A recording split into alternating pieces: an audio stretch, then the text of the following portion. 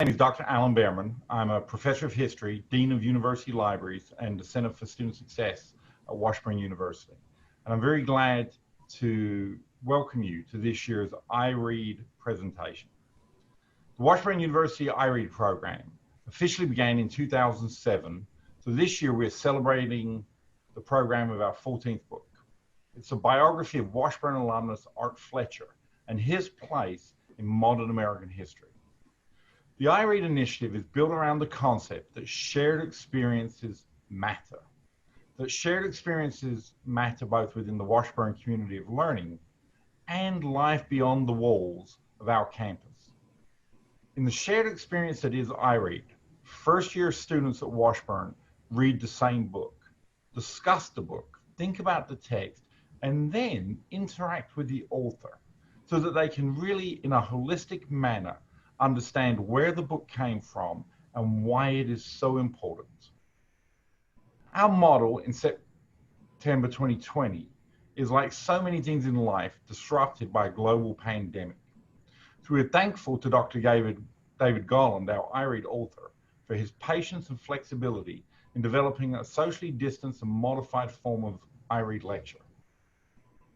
Before formally introducing Dr. Golland, I want to offer thanks to our iRead supporters.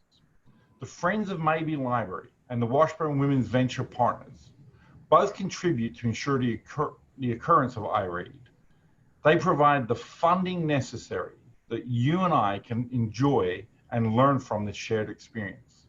They do this year after year, so we offer them our continuing thanks.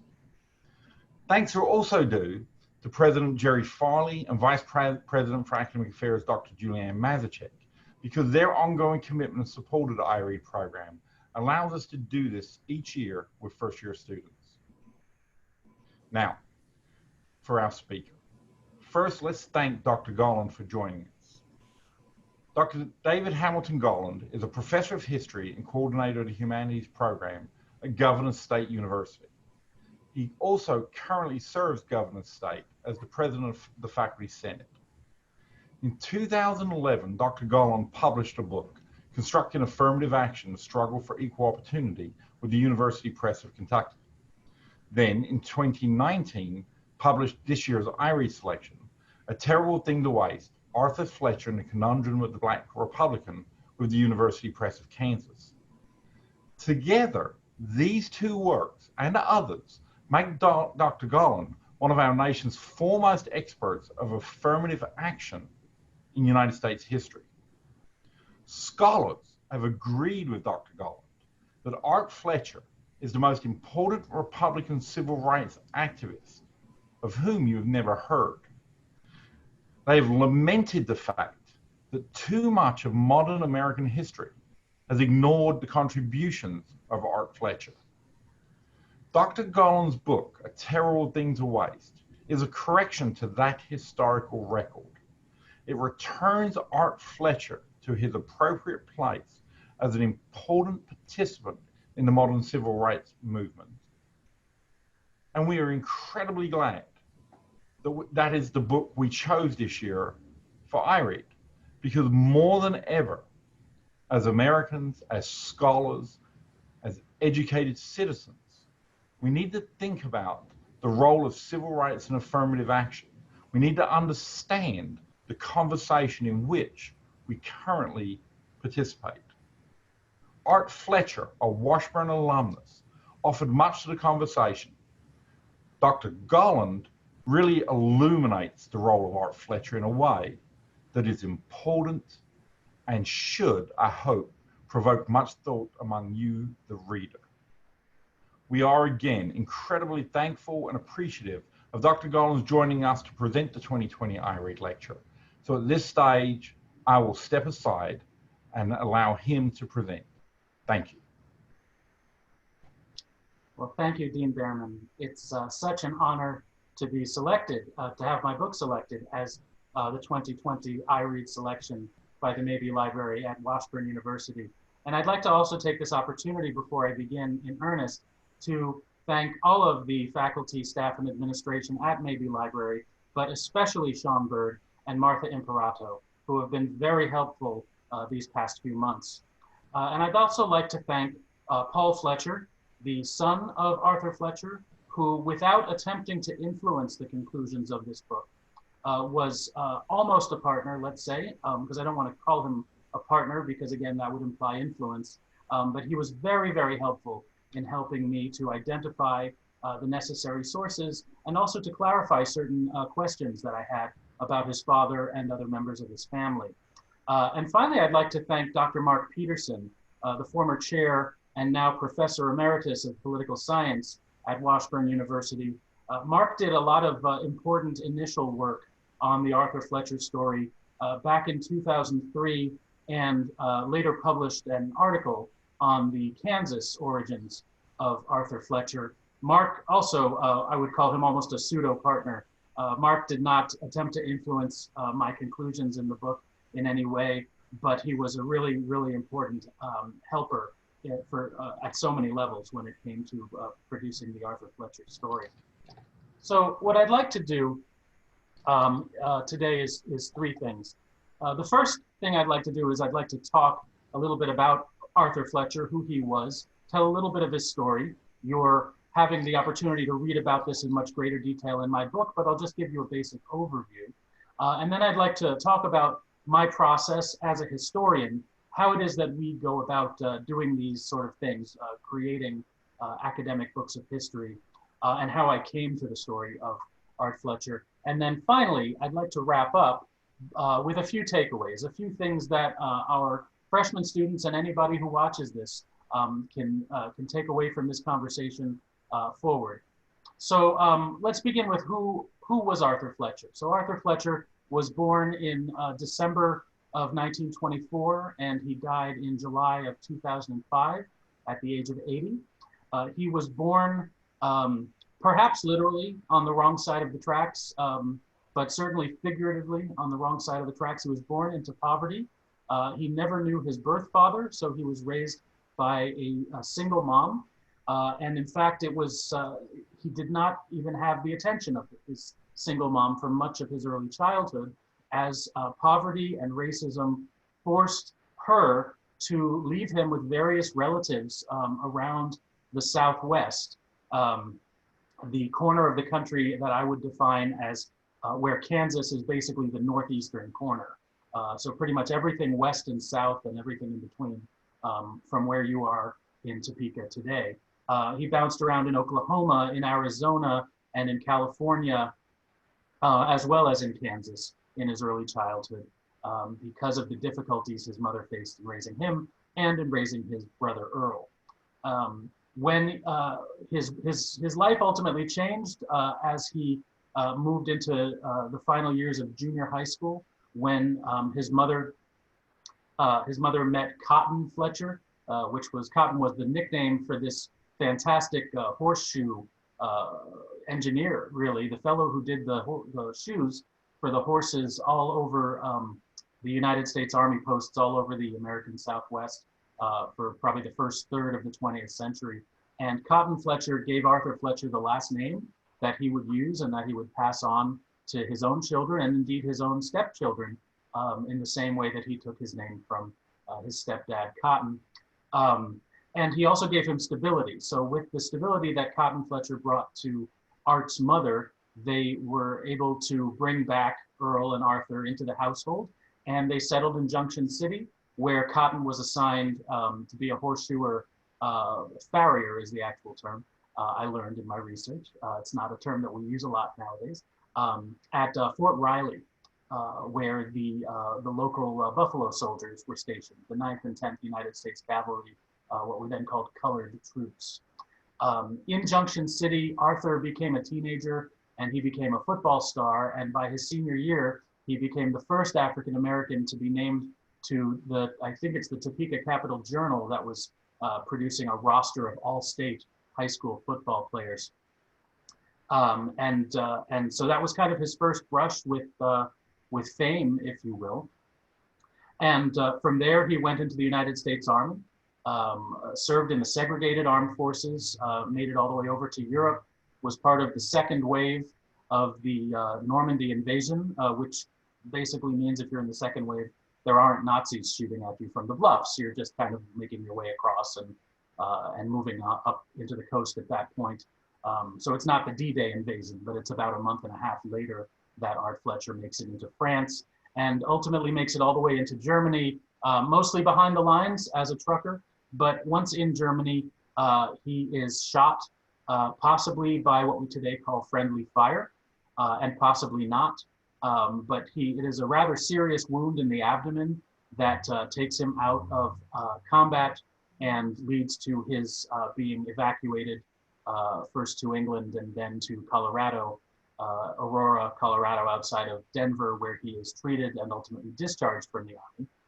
At that point, he's your age for the most part, those of you who are freshmen. He may be a couple of years older because of his Army service. And he decides that he wants to go to college now that the Army is a closed path to him. He had originally wanted to follow his dad into a career in the military. And so deciding to go to university, he takes advantage of his football prowess. And initially he gets into what I think was a Big 8 school at the time. Now we have, when I was a kid, it was the Big 10, and now I think it's the Big 12. I haven't paid that close attention, you'll have to pardon me. But up in Indiana, where he actually found Jim Crow significantly worse. He found racism significantly worse in Indiana than he had back in Kansas as a youth. And but the football coach down at Washburn University, your own Washburn University, threw him a lifeline and said, hey, we've got this scholarship.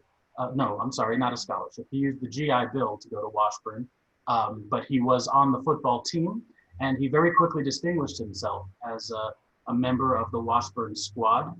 And by his senior year, although there was incredibly fierce competition in his senior year, he graduated in 1950, incredibly fierce competition for professional football slots, frankly, because so many GIs had gone to college when he did in 1946, right after the war, that he was competing with all of the graduating seniors in football, as well as folks who were already playing pro ball. And the other problem that he was facing was that the leagues shrank. I think one of the leagues actually collapsed right after the 1949 season. And so facing a very, very difficult job market for professional football players. Nevertheless, he went out to where his mother was living at the time, west of Los Angeles in Southern California, and he walked on to try out for the Los Angeles Rams, and he was accepted into the summer, into the team for the summer exhibition season. Played several games with the Rams, including a very important one where they went to San Antonio to play the Baltimore Colts, and they beat the Baltimore Colts. And he made a few important passes. Got to get my terminology straight. He made a few important catches and ran some pivotal yards to make a number of points that the team otherwise would not have made. Didn't clinch the victory himself, but he distinguished himself as an important player. Not as important as some other players on the team who ultimately got to stay, but important enough to catch the attention of the losing team. And the Baltimore Colts coaches at that point went, well, we got to get this guy Fletcher. The thing about that was Baltimore, in the heart of Jim Crow, Maryland, at the time, had never had an African-American play on their football team. And so they actually integrated Baltimore football. The Colts were integrated when they hired Arthur Fletcher to come east and play for them. Unfortunately, Arthur Fletcher did not distinguish himself during his brief time with the Baltimore Colts the way he had on the Rams and the way he had at Washburn. And his career ended after about 3 weeks. They were back in California, and after yet another loss, the coach basically came to him in his hotel room and said, "I'm sorry, Art, you're cut, wavered, etc." And he returned to Kansas. And he had a couple of years where it was a kind of a rough go. Got himself a teaching certificate over there in the Shawnee County Public Schools. But then ultimately, because of some connections he had made at Washburn, was able to take advantage of some of those friendships, including most importantly Fred Hall, who was running for governor. 1954, I think, is the year that we're at this point. And Fred Hall wins, and he makes Arthur Fletcher the Deputy Highway Commissioner for the state of Kansas, just at the time that the Eisenhower Highway, interstate highway construction is taking place all across the country. And as you all know, Kansas is right in the middle of this country. And so there's an incredible amount of work that the Deputy Highway, and influence, I should really say, that the Deputy Highway Commissioner for the state of Kansas is going to be involved in. And he, Arthur Fletcher, manages to parlay this in what today we would probably call corrupt government behavior, corrupt behavior by a government official, but at the time was considered perfectly normal, nothing wrong with it at all. He parlays it into several side businesses, including a used car sales business. He had this huge lot with used cars that he would get folks at Forbes Air Base and Fort Riley pre-cleared for their loans, and he would provide them with these used cars. And he had an entertainment business where he was renting out local armories, in fact, not just local, but all over Kansas and the surrounding states, and picking up money because he was bringing in people like Ray Charles, right, and those sort of performers. And then it all kind of collapses when Fred Hall not only loses the governor's post, but loses big after after a variety of other shenanigans that Fred Hall was engaged in. And things kind of keep going from bad to worse. And ultimately, Fletcher is basically run out of Kansas. And Fred Hall moves to California and throws Fletcher a lifeline, gets him a job up in Sacramento. Fletcher brings his family with him to Sacramento, and things continue to get worse there. At the same time, his wife is having psychological difficulties that after further difficulties in Sacramento, they move to Oakland in the Bay Area, and Mrs. Fletcher ultimately takes her own life by jumping from the Bay Bridge, the Oakland Bay Bridge, in 1960. And this really shatters the family, and it shatters, of course, Fletcher's own worldview. And he goes from being the sort of politician who wants to take advantage of the system for his own benefit, perhaps for his family's benefit, to being the sort of politician who really is more of what we would consider a statesman, someone who really is looking out for other people. And with that realization, he becomes a community leader in Berkeley and Oakland and elsewhere in the East Bay. He runs for a seat on the California State Assembly, does fairly well, but he loses. And he realizes the problem is that he is a Republican, and he's in an area where African Americans are winning public office, the Bay Area, again, especially the East Bay, but it's not a place where Republicans are having all that much success. And he calculates that he needs to be running for office in a place where his race will not be held against him, and his party definitely will not be held against him. And ultimately, he accepts a job in doing community work up in the Tri-Cities area, up in Washington State, in fact, the southeastern corner of Washington State, where he builds a reputation as a self-help community organizer, and then ultimately runs for city council, a seat that he wins in 1967. And at the time, he and one other individual in Seattle become the first ever African Americans to win city council seats anywhere in the state of Washington in 1968. From there, Fletcher moves on to, he gets himself onto a committee at the state level. He makes friends with the governor of the state of Washington, and ultimately is convinced to run for lieutenant governor in 1968. Sorry, the city council race was 67. But in 1968, he runs for lieutenant governor, wins the Republican primary in every single county of the state of Washington, which is no small feat, considering that racist organizations, their own memberships were far stronger in the Republican Party at the time than there were African Americans in the party in Washington state. And yet he wins all across the board, the primary, and comes almost within a hair's width of winning the general election so close, not close enough to force an automatic recount, but close enough that he could have paid for a recount legally if he had wanted to, and ultimately he decides not to, because in 1968, someone who his governor had just connected him to had just won the American presidency, and that's Richard Nixon. And now he has this connection who's going to the White House, and sure enough, Richard Nixon appoints Fletcher Assistant Secretary of the Department of Labor in the spring of 1969, where the very first thing Fletcher, after getting himself comfortable in his office and figuring out what his job is going to be and all those sort of things, he brings together all the folks who work there, and he brings together all the paperwork that had been created by the previous administration, and he immediately sees this thing called the Philadelphia Plan, which was basically the government's first affirmative action program. And it hadn't failed. In fact, it had started to see success, but then the folks who were opposed to it had sort of ganged up on the program.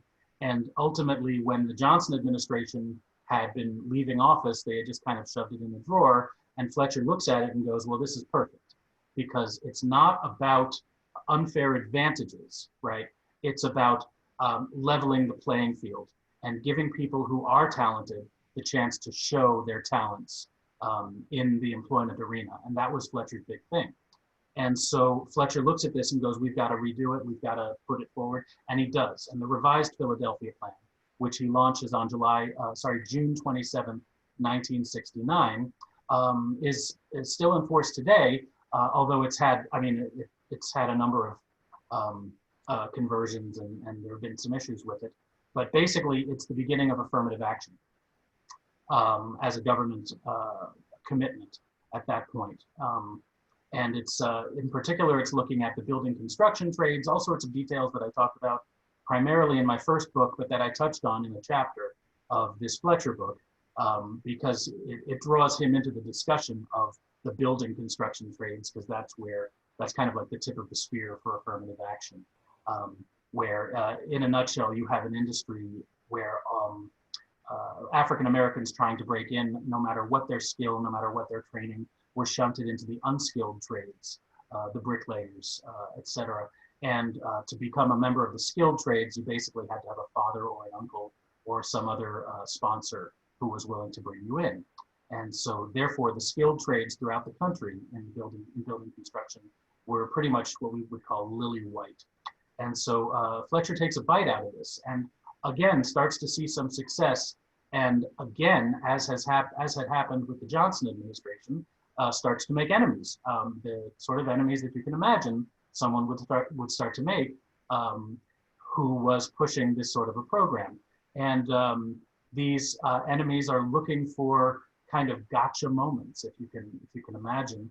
And then ultimately Fletcher, who was not anti-union, he was just wanting the unions to do the right thing and allow people into the union regardless of the color of their skin. Fletcher makes a statement that was sort of accidentally anti-union or was construed as being anti-union, even though there's no other evidence that I've found in his entire life of making anti-union statements. And of course, this is seized on by very important union leaders who are concerned about the Philadelphia Plan and affirmative action and the changes that are being forced on them by the federal government.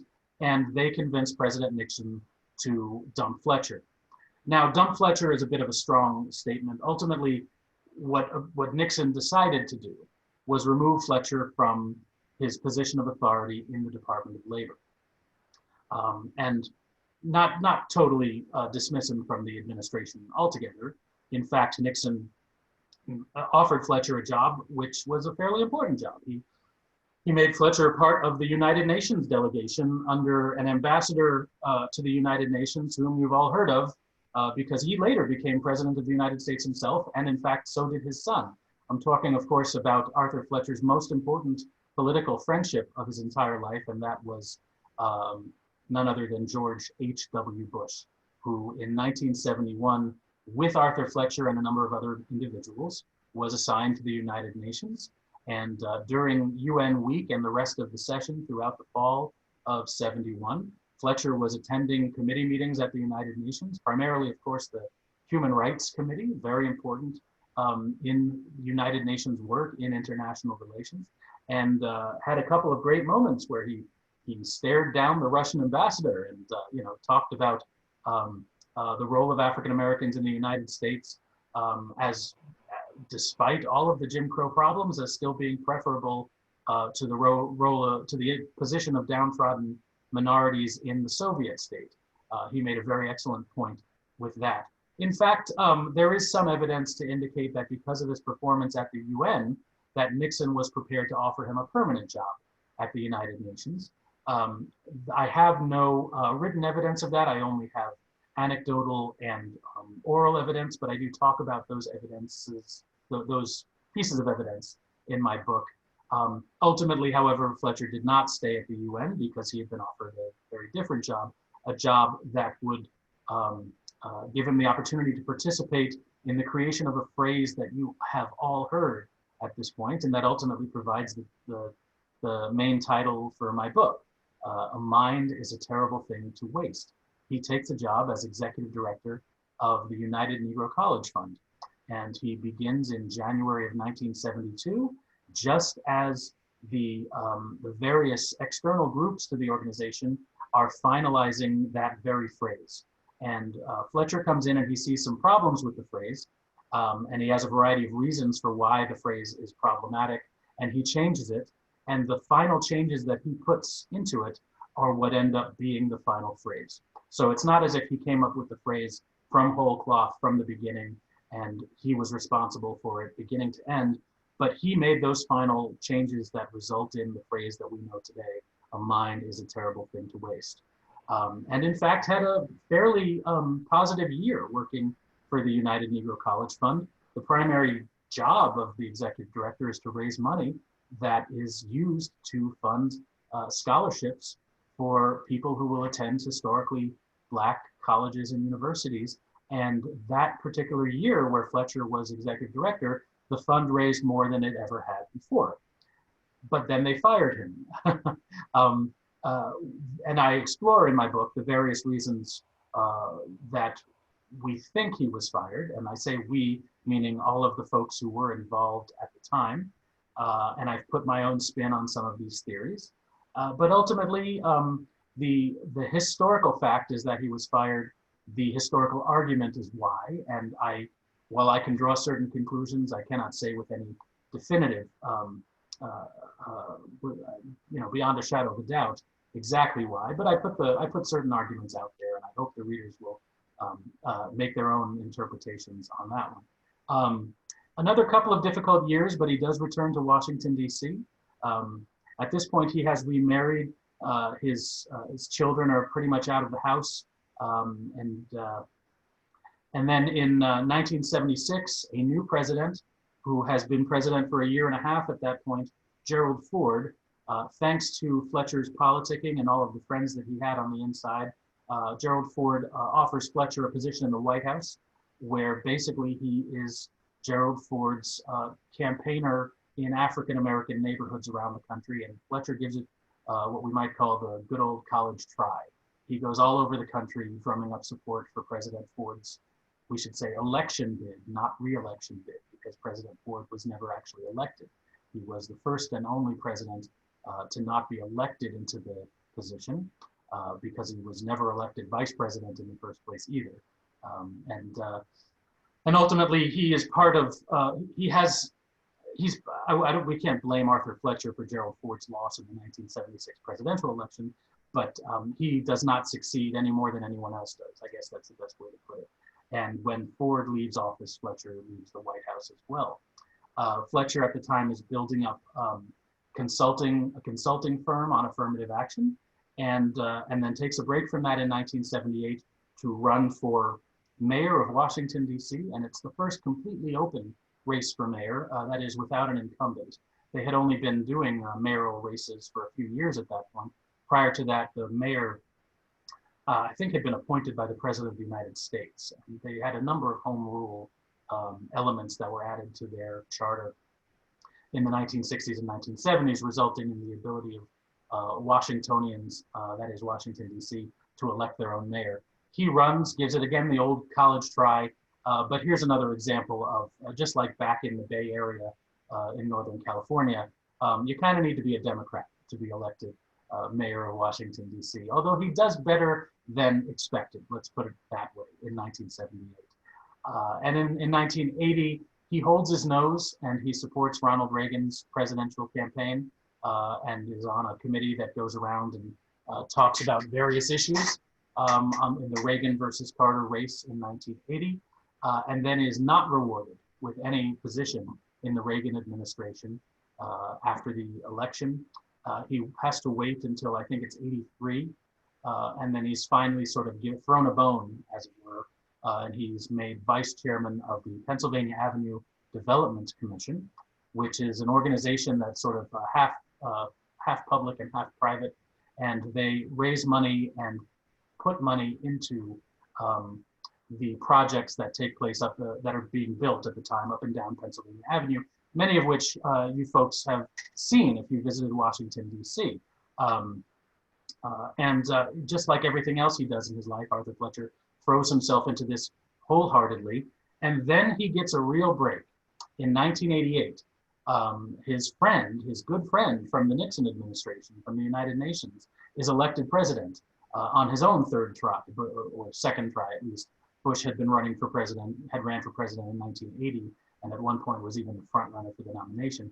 Well, Bush gets elected president in 1988, and he pulls Arthur Fletcher along with him, makes Fletcher the chairman of the United States Commission on Civil Rights, which is a really big deal.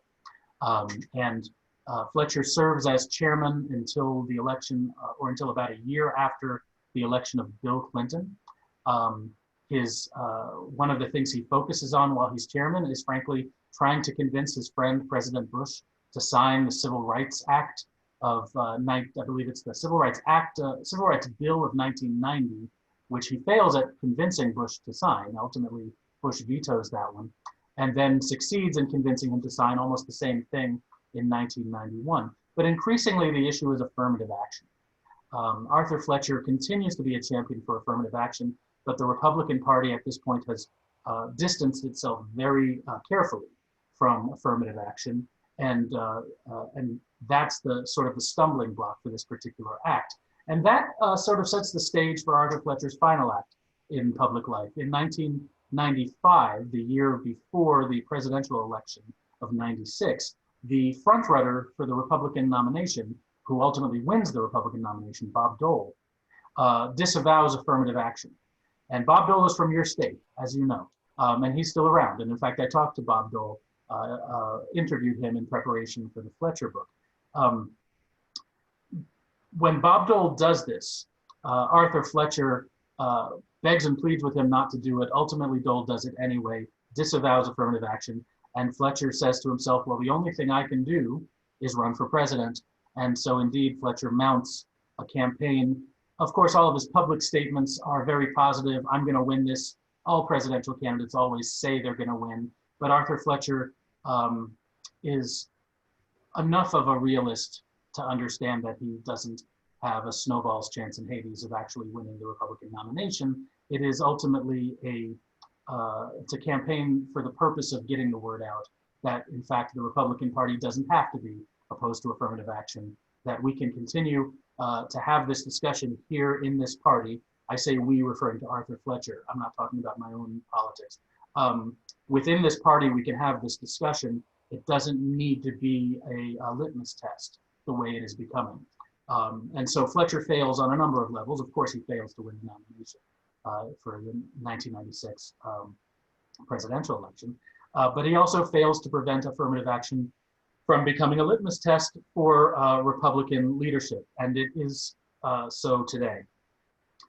In order to be an African American in public office in the Republican Party, you need to show your anti-affirmative action bona fides, which is pretty much the opposite of where Arthur Fletcher stood.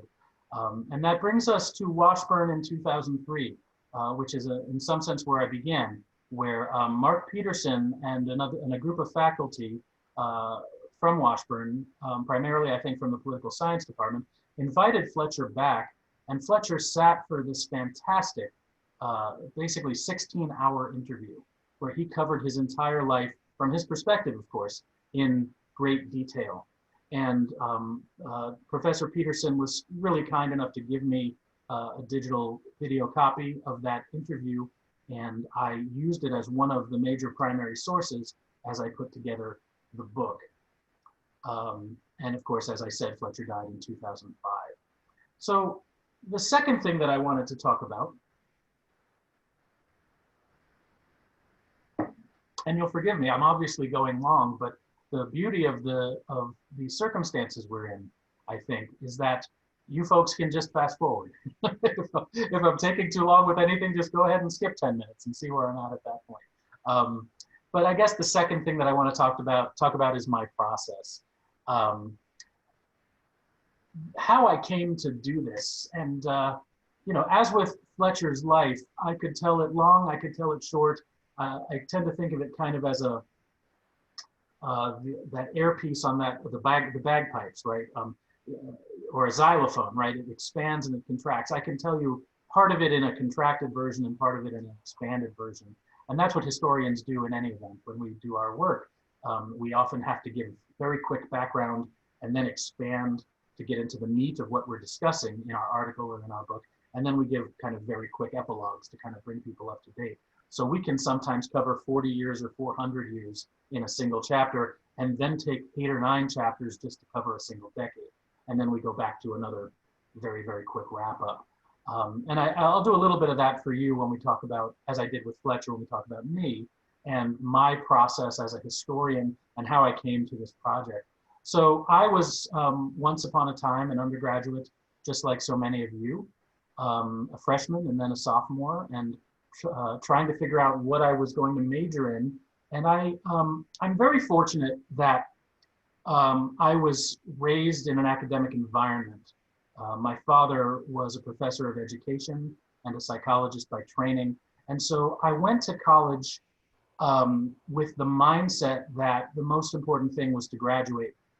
And in order to graduate, the most important thing is to major in something that you enjoy doing, that you enjoy learning, not that your major should sound like a job. And so I have no problem with people who take an undergraduate major in computer science or business administration or nursing. If you really honestly think that that's what you're going to do for your entire life, by all means, major in it. But for most of us, I think, we should look at the university as a chance to expand our horizons. And that's the way I saw it. So I majored in my favorite subject from high school, which was history. And it was a lot of fun. You know, I got to take these wonderful courses about the past and learn about the different perspectives that people had and the different ways that people learned about the past. And again, the only real goal was to get a college degree. And I will add, as I always tell my students, the vast majority of history majors do not go on to become professional historians, nor should they. The people that I graduated college with, my fellow history majors, are mostly lawyers, I would say. A slight majority of them went to law school. A couple of them went to medical school. They had taken enough biology or pre-med classes. Some of them, I guess, had minored in those areas. But I think I'm the only one. I may be the only one from that cohort who even attempted a Ph.D. in history. And there was by no means a certainty that I was going to do that. It's just that I had professors who came up to me even before my senior year who told me that they thought that I was getting good at it and that I should consider a career in it. And so ultimately I did. And I had a good topic as an undergraduate and as a master's student. So I was focused on African-American employment. And in particular, I was focused on African-American employment during slavery. So that is to say, the employment of slaves, how the work that slaves actually do, the labor that slaves actually did in American slavery. And I was particularly interested in the sort of not the typical world that you might see in mythological movies like Gone with the Wind. I was interested in slaves that were employed not in agriculture, not on plantations, but in industry, in factories. And there's a lot of there's a lot of evidence of that, and there's a lot of instances of slaves in great numbers who are employed in industrial pursuits, which is to say they're working, they're toiling in factories just as hard as the people who are getting paid to do it, with the major caveat that they're not getting paid. Although in some cases they're given allowances if they're asked to live on their own, which is sort of like the worst of both worlds. Now they have to find a place to live, now they have to feed themselves, and the money's never going to be enough to do that, because they're not making a profit on their own labor, which is something I think we all obviously expect from our own work. So, I mean, that fascinated me. It fascinated me how it worked, and why it worked. In fact, one interesting term I found was that when an individual in a southern factory would employ slaves in addition to free people, they would call that integration. Isn't that interesting? That a term that we have in the 20th century that means people coming together, we mostly think of it in a positive way. People being able to ride at either end of the bus, right? People being able to live in the same neighborhood regardless of the color of their skin. People being able to send their children to the same school regardless of the color of their skin. In the antebellum period, it means slaves as well as free people working in the same factory. Just a remarkable usage of that term that I found. And so as an undergraduate, I did a project on that for the state of Maryland, not for the state of Maryland, about the state of Maryland. I did it for my professors and for myself. And that was my undergraduate thesis, and it won an award. And I guess to some extent it helped get me into the University of Virginia, where I then sort of repeated it, learning more tools as I went, learning more skills and employing more tools as I went now as a graduate student. But at that point I was focused on doing sort of the same story for the state of Virginia. And I did that for my master's. And then for a variety of personal reasons, I had to leave the University of Virginia, and I started up at the City University of New York to complete my doctoral studies. And while I was there, I sort of felt like I'd exhausted the topic, really. I felt like I wanted a different area. And I had a great professor, Professor Judith Stein, the late, great Judy Stein, who she said to me, well, you know, why don't you look at affirmative action? So I took a look at affirmative action, and I changed centuries. You know, I moved from the 19th to the 20th century, and I found that there was this remarkable program, the Philadelphia Plan, which what struck me as interesting about it was, here's something that both the Johnson administration and the Nixon administration are trying, and I want to take a look at that. And I took a look at that and ultimately wrote a dissertation on it. And that dissertation, with very few changes, became book number 1. And so, by the way, if any of you do choose to go on and get a Ph.D. in history, my most important piece of advice for you is write your dissertation as book ready as possible, because it's a very tight job market for professors of history. It has been for over a decade now. And if you want to get a job, one of the first things that's going to be looked at is your scholarship. And if you can get that dissertation converted into a book as quickly as possible, all for the better. But while I was working on that dissertation, I discovered Arthur Fletcher.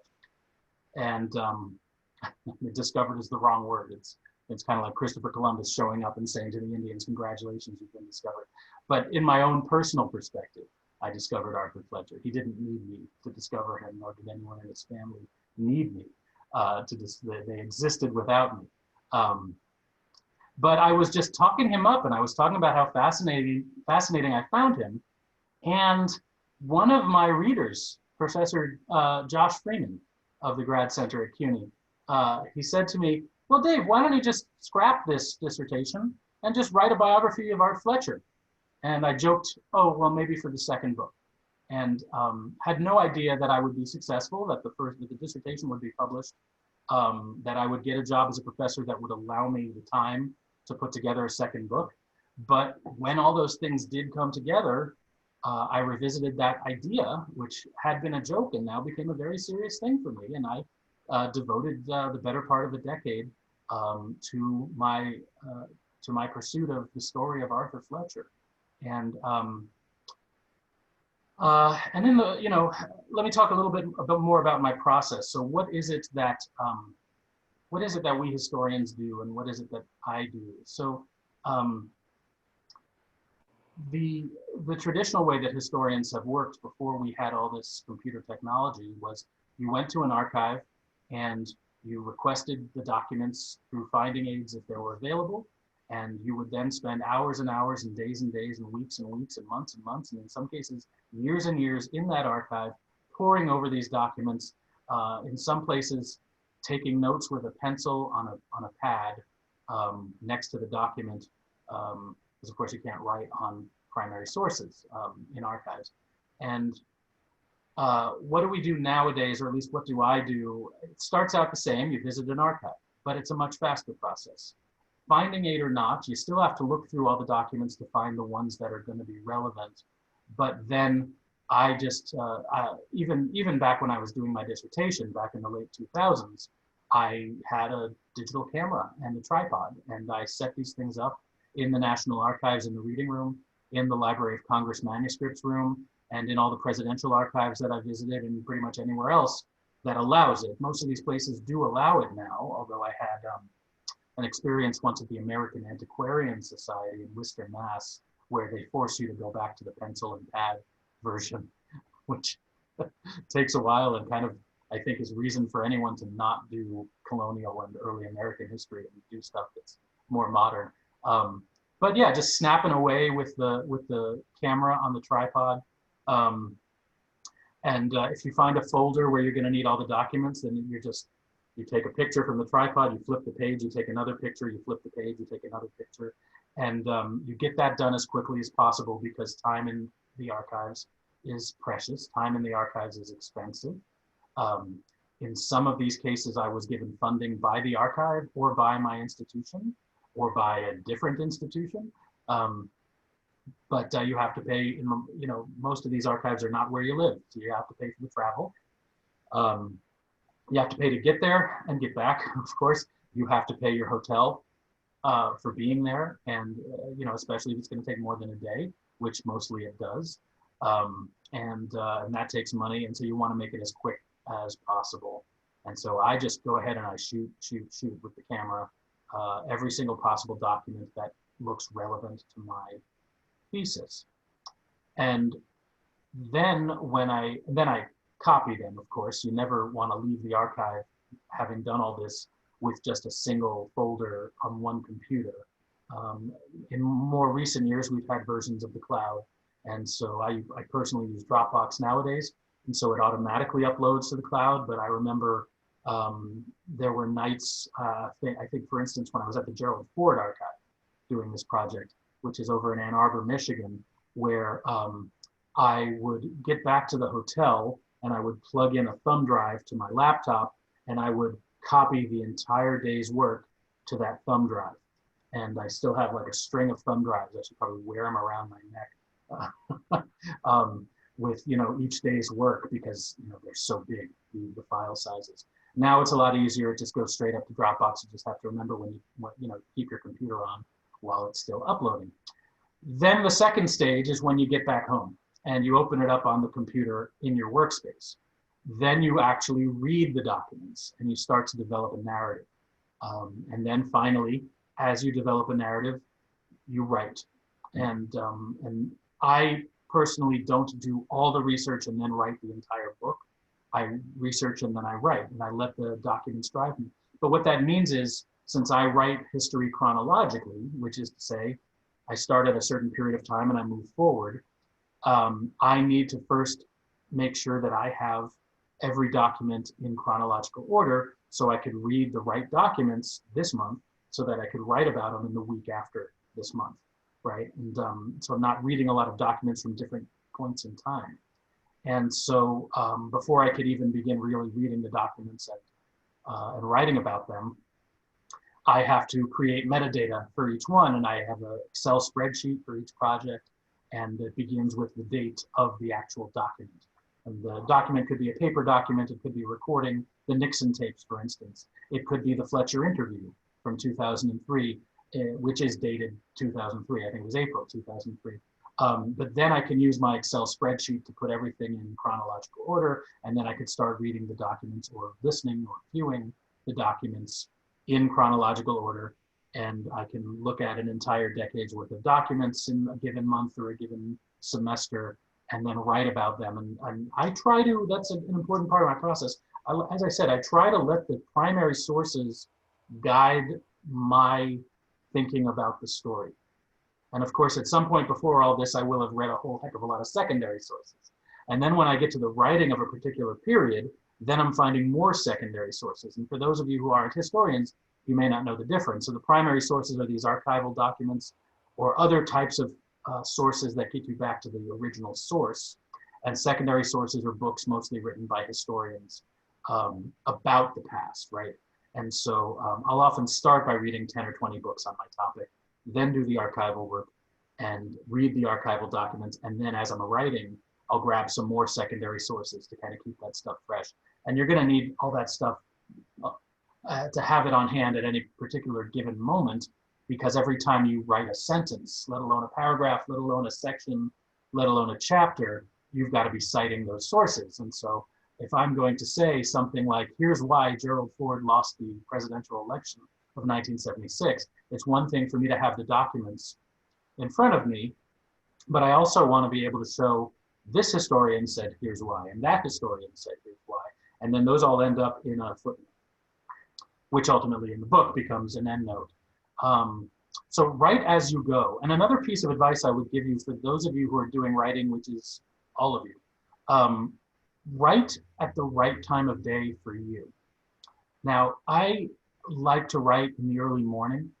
I was never really an early bird as a teenager, as a youth, but I found that when I got into this process, I was very fortunate because in graduate school, I became a father. And when you become a parent in the modern world, you're a co-parent or a sole parent, of course, but in my case, a co-parent, but that means that I'm participating in the child rearing. And that means you're getting up several times in the night when my kids were that age, and you're getting up in the morning. And in more recent years, I've been getting up in the morning to put them on the school bus, right? So I had to become an early bird in grad school for that reason. And it was a very happy coincidence. It turns out all those years I was wrong about not really being an early bird. I just was groggy for a few minutes, but it turns out I was actually pretty good in the morning. I just need a little bit of coffee to get me going. And so I found that the morning is right for me. For some of my colleagues, very late at night is right for them. Some people like to write in the middle of the day. You have to figure out your body's rhythms and what works for you. I like to tell the story of Victor Hugo when I talk about this, which is, and some of you may have heard of Victor Hugo. He was perhaps the most important French, if not Western, novelist of the 19th century.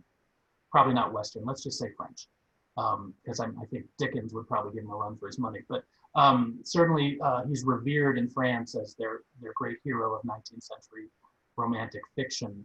And you know him from Les Miserables, you know him from The Hunchback of Notre Dame. And I read about his process, and he wrote Les Miserables.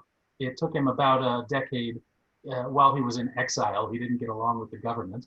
It was one of the Napoleons, who was the government at the time, the nephew, and got kicked out of the country. And he's living on this island in the English Channel. And I don't know whether he had running water or not, but it doesn't matter, because what he would do is he would get up very early in the morning, like an hour before the sun, and he would write for 3 hours. And then he would take a break where he would take this pitcher of cold water and just pour it over his own head. And then he would get back to the writing. Now, he didn't have a computer. He didn't have to worry about splashing on his keyboard or anything like that. But that was his process. I guess just pouring that cold water over his head just gave him this shock that got him through another few hours. And that was his day. And, somewhere around noon, he'd knock off and he'd have, a nice meal and maybe do some socializing with the other people in exile or the local island inhabitants, etc. But I've always enjoyed that story because he was an early bird in his writing. He was very productive. And I should be so lucky as to have anything approaching the writing career of Victor Hugo. So let's conclude by talking about some takeaways that I'd like you folks to think about as we go forward. And just to remind you, Dean Bearman will be bringing me some of your questions. I understand they will be curated questions, but I'll be answering your questions in another one of these Zoom videos in just a few days. So takeaways from today's discussion. I guess the first takeaway from the discussion and the book that I'd like you to think about is that African Americans, despite the fact that they almost monolithically today vote with the Democratic Party, are nevertheless as ideologically diverse as whites or any other group. The reason why they vote monolithically today with the Democratic Party is because racism is still an important part of our American body politic, and because civil rights are still not secure. And because because for African Americans in particular, as well as for most minority groups, but especially African Americans, and I would add Chinese and members of the Latinx community especially, the story of American history has been a story of denying them their civil rights. And so because civil rights are still not secure, because racism is still extant to a huge extent in this country, and finally, because one of the political parties has abandoned those issues as causes to champion, and that is the Republican Party, African Americans primarily vote Democratic on election day. But that does not mean that they are ideologically monolithic. There is wide variety of ideological difference within the African American communities, and I say communities in plural on purpose. Second, be like Fletcher by following your dreams, but being flexible.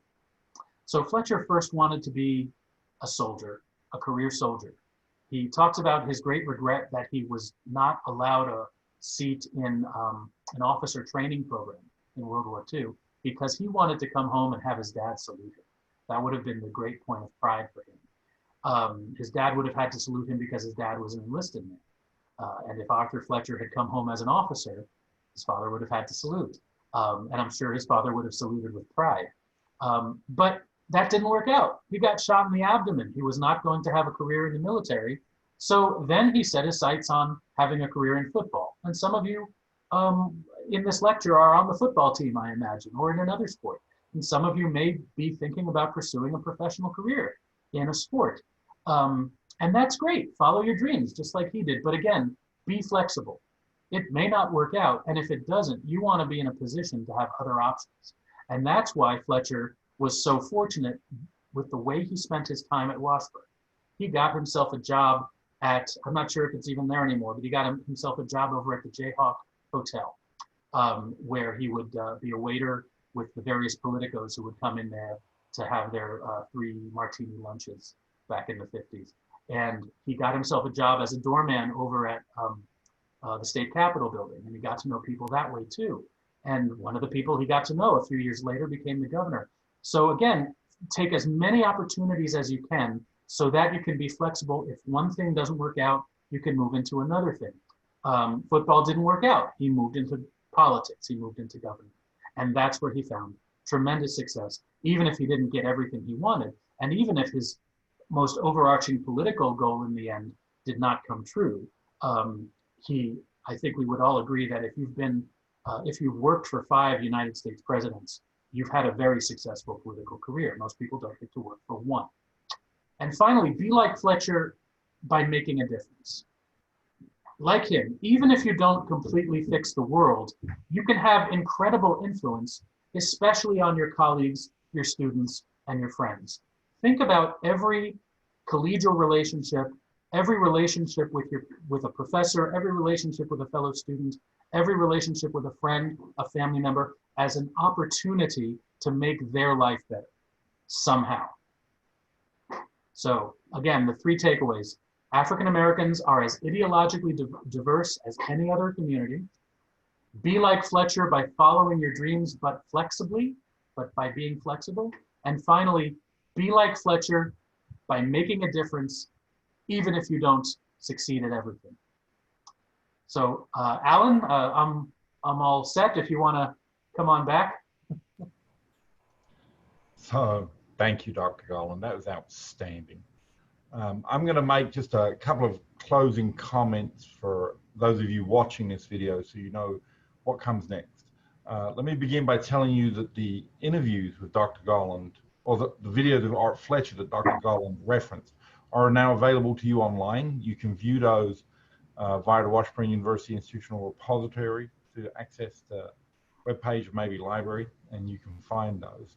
But more importantly, those videos are going to become a part of the Arthur Fletcher collection at Washburn University. Dr. Golland has graciously donated to the Washburn University Archives a wealth of materials that will become the Art Fletcher collection, and those videos will be a part of that.